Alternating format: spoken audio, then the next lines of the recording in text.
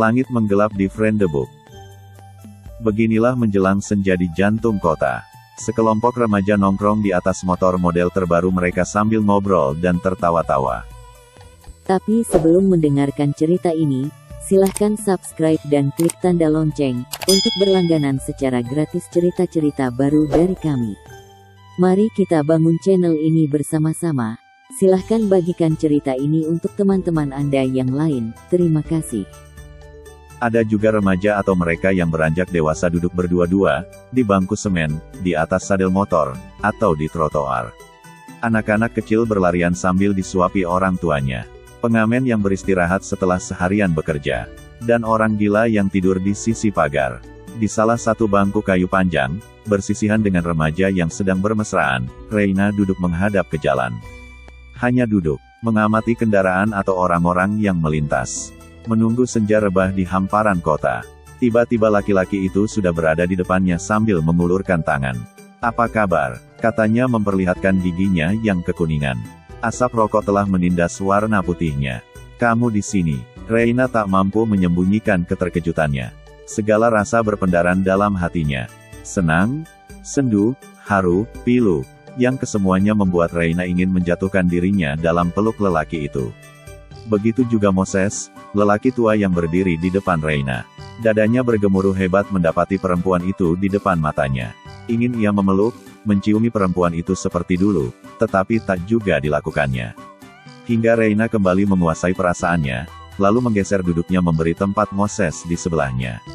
"Kaget?" tanya Moses, duduk di sebelah Reina. Reina tertawa kecil. "Gimana?" tanya Reina tak jelas arahnya. "Lama sekali nggak ketemu." "Iya, berapa tahun ya?" 25, 30. 30 tahun. Jawab Reina pasti. "Oh, 30 tahun. Dan kamu masih semanis dulu." "Terima kasih," Reina tersenyum geli. "Masih semanis dulu.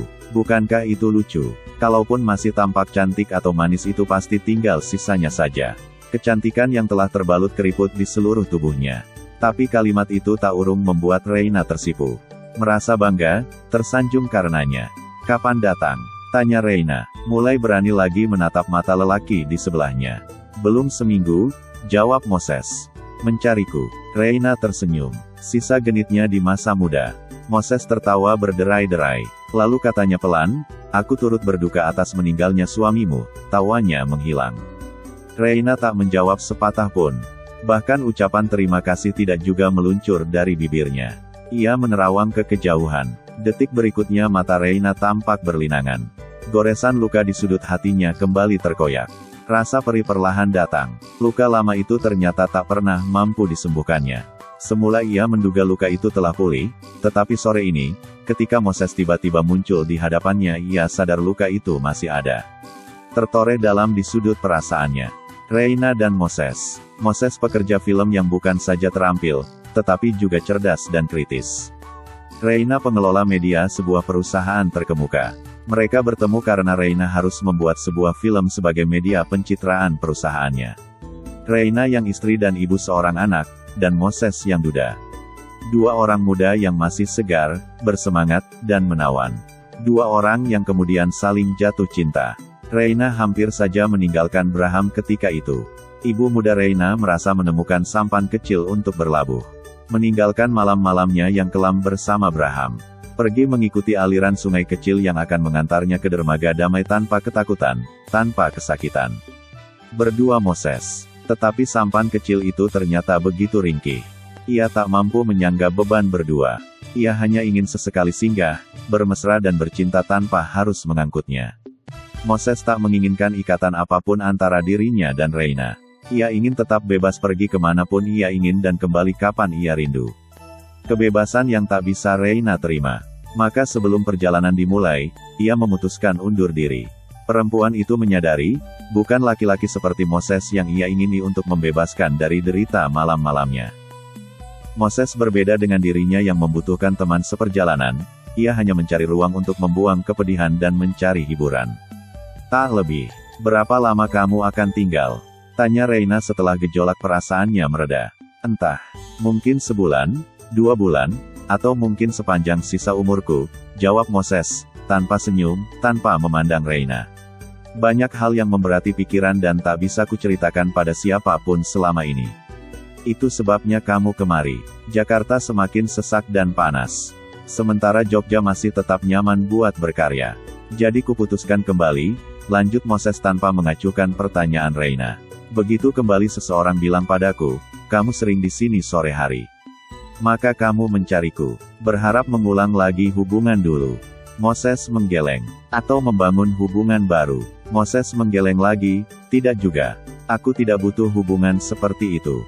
Aku hanya butuh teman ngobrol. Teman bermesra, teman bercinta yang bisa kamu datangi dan kamu tinggal pergi.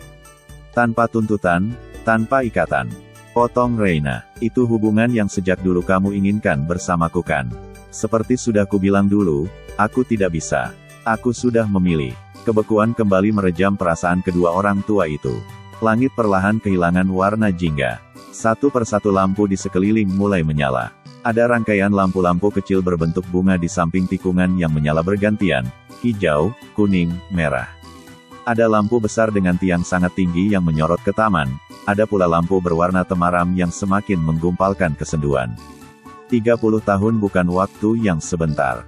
Terlalu banyak hal terjadi pada mereka dan sekian lama masing-masing memendam untuk diri sendiri. Mestinya pertemuan sore itu adalah untuk berbagi cerita bukan justru bertengkar kemudian saling diam. Atau mungkin karena perpisahan yang terlalu panjang, keduanya tak tahu apa yang harus diceritakan terlebih dahulu.